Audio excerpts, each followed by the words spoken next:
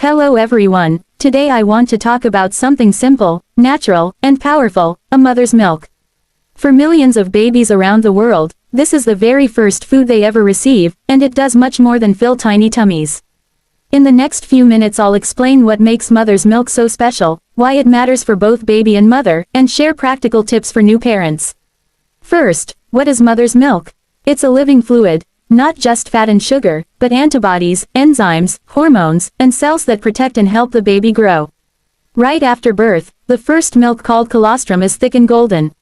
It may look small in amount, but it's packed with antibodies and nutrients that act like the baby's first vaccine. Over days, the milk transitions into mature breast milk that perfectly matches the baby's changing needs. Why is it so beneficial? For babies, it reduces the risk of infections such as diarrhea, ear infections, and pneumonia.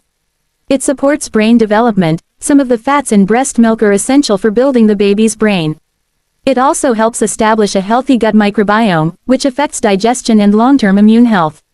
For mothers, breastfeeding helps the uterus contract after birth, lowers the risk of postpartum bleeding, and is linked to reduced risk of certain cancers later in life. It can also strengthen the emotional bond between mother and child. Many people worry about whether the baby is getting enough. Watch for signs. Steady weight gain, regular wet diapers, and content behavior after feeding are good indicators. Early and frequent skin-to-skin contact helps stimulate feeding and calms the baby.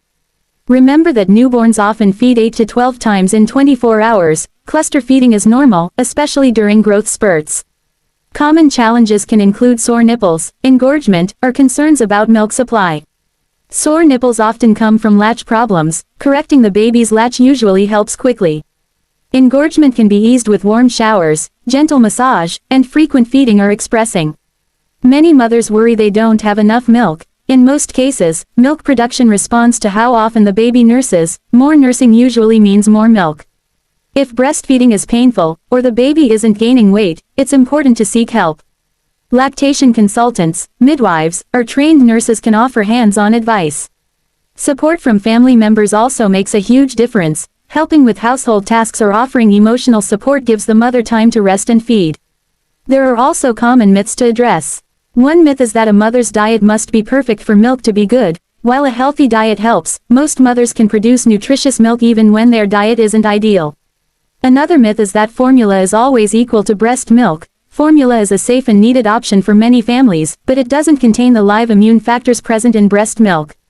For those who can't or choose not to breastfeed, remember that good feeding is what matters most: warm, responsive care, and consistent nutrition.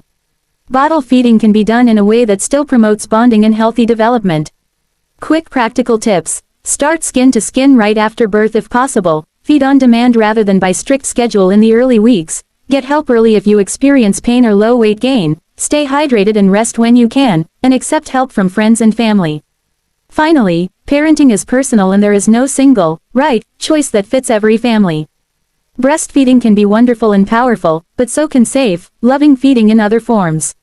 Whatever path you take, the goal is a healthy, well-cared-for baby and a supported parent. If you found this helpful, please like the video and subscribe for more simple, trustworthy parenting tips. Share your questions or experiences in the comments. I'll read them and try to help. Thank you for watching.